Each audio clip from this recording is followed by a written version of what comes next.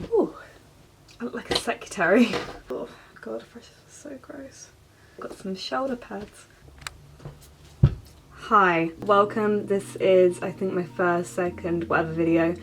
It's lockdown, I'm bored, and I feel like continuing this big sister trend that I would teach you how to make a budget. Now, I can't lie to you, when I first was in uni, I had no money. I don't come from money. This is my version of coming from money, and it's having my own room. When I was a student, I was like the weird one, and I actually wasn't always in my overdraft. I was a little bit. But compared to other people, I actually knew how to spend my money, and I always was telling my friends how to do it, and you know, giving them tips and advice and organisation and yeah, blah, blah, blah. And I realised that maybe I should share it on the internet.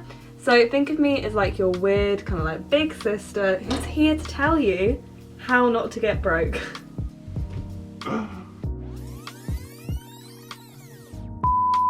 So I'm here today to give you an honest, blunt advice on how not to go broke at uni.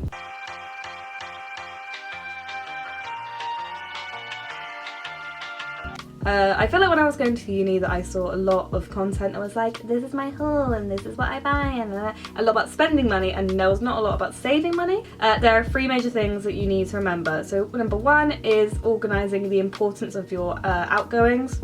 Number two is actually knowing how much income you're going to have and how much outgoings are going out. That was a very good way of explaining it. And then number three is understanding how to make an income whilst you're at uni, i.e. getting a part-time job.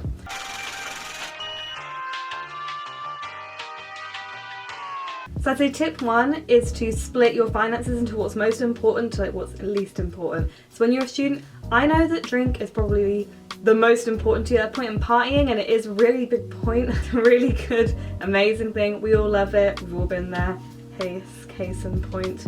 But you don't need to spend all your money on it. The first three things that you should be thinking about is rent, food, bills. They are the three things that are like the most important. Rent is number one. If you don't know where to live, you're fucked. And then food, secondly, you need to keep it, like have it stay alive, but you can save a lot of money buying the same places, going to places like Lidl and Asda, rather than going to Tesco and Morrison's okay. Waitrose, you don't need to go to these fancy places, you just need to shop around, actually think in your brain, and probably cook more meals. And then bills is something you also need to pay. Sometimes companies can be lenient, like a monthly so you know, but you will get charged, you'll get charged extra money, so you don't want to spend that, it'll cost you more in the future. So try and pay your bills on time. Okay, so next thing, after you've got this part out of the way, you've got to think, you know, rent, food, bills, all done. Then probably I would say social, going out. The big part of it is going out. I was a social sec at uni. I know how important partying is. It's a big part of like making friends.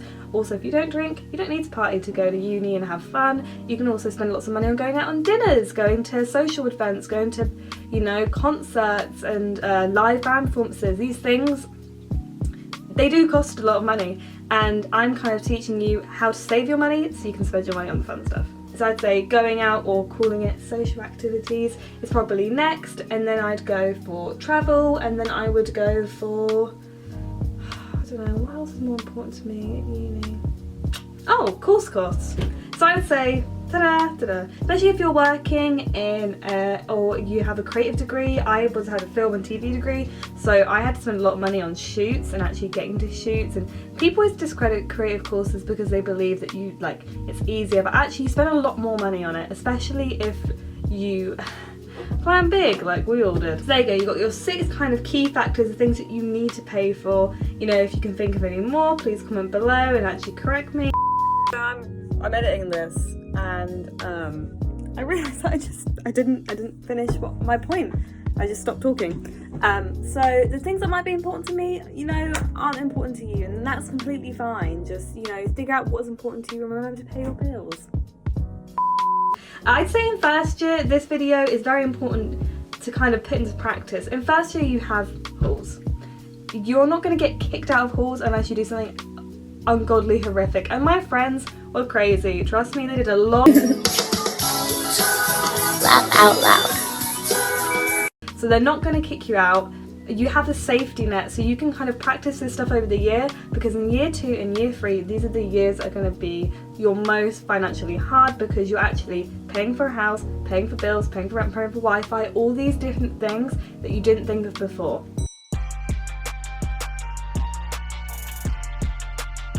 Okay, so number 2 really is looking at what's coming in and what's going out. So let's imagine, I'm going to take me for example. I used to get about £8,500 for student loan. That is the most you can get. Some people get £3,000. Just figure out how much for the year you're probably going to be coming in. When your money hits your bank, I definitely say take at least an hour just to look at it. You can check your bank stuff on your phone. It's not hard. Ooh. Dominoes. Fatty! So you can check on your phone, just look, oh, I've had £2,000 come in. Maybe if I'm not going to get enough money for the next 3 months, let's split that into 3 and then split that into 4 so I know how much money I have roughly to spend each week. Bit complicated, I'll break it down. So let's say 8,500. Then what you need to do is you need to take off either the cost of your halls each month, or you need to look at how much your bills and rent will cost for the entire year. So first off, let's imagine that you're a first year student. You need to take off, I would say, about £6,000, which is going to be the cost of your halls. Some people's are more, some people's are less. My one was about £6,000. So then you're left with £2,000, which you should divide into 3 because that's every time the loan drops. As you can see, the money is starting to dwindle away. So presuming that you get the most loan like I did and you're taking off the £6,000 for your rent, you should be left with about £2,500. And if you divide that by 3, you're going to have about £830 left, which starts to get a bit confusing, but once you divide that by 3, you know exactly per term how much spare money you're going to have. So usually I was left with about £60 a week, and that £60 was to cover food and partying. I would usually spend about £20, I'd say, on food. If you're maybe a sports person, you might be paying a bit more for food because you're hungry. So then I'd be left with about £40 left, and I would usually say I'd have £20 on the side for, say, if I wanted a takeaway or I wanted to get like bits in like a coffee in uni, and then I would use that other £20 for going out. Now I know £20 doesn't sound a lot, but if you buy your tickets in advance, I would buy, say, a ticket for a rave like 3-4 weeks before, and it would cost, sometimes it would cost £4. It would be so cheap, and I saw, people like Shy FX and Disclosure and Chasing Status. I went to festivals, I went to loads of club nights out, and they're usually only about £2-3 a week. Or, this is part 3, you get a part-time job.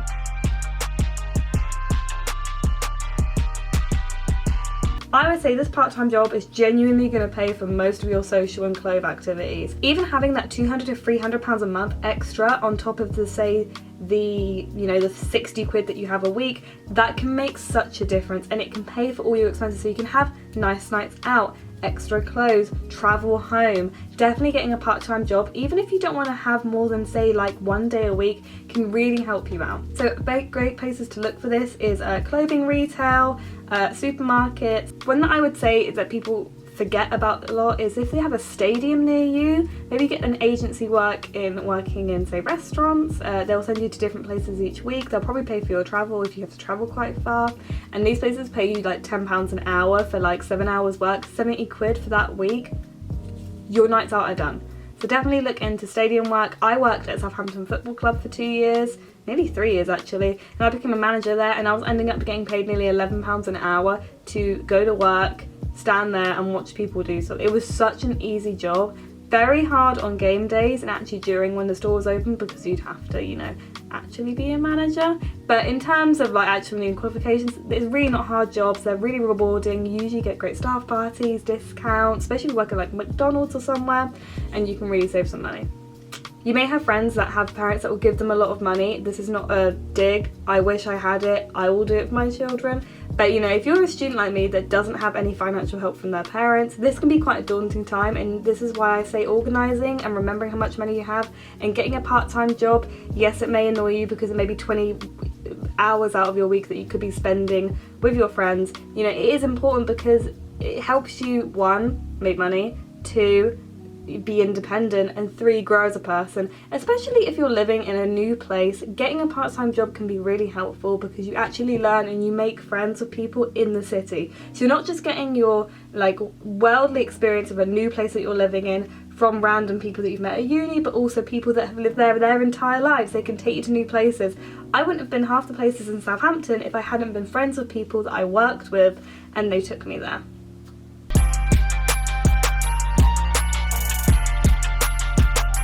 Now, a good thing to remember is that you can get a student bank account, which is about £1,500 overdraft on it. You need to make sure that you'll pay it back, otherwise they're going to charge you money for the money that you've already spent, which is basically just cost you more money. So definitely by 3rd year, you need to stop relying on your student overdraft. But it is so if you need a safety net, want a special night out, and you need to dip it into it a little bit. Okay, to kind of wrap up this video and to give you a little bit more insight, just remember the 3 key things. Organise your finances into what's important, look at what's your incomes and outcomes, and getting a part-time job.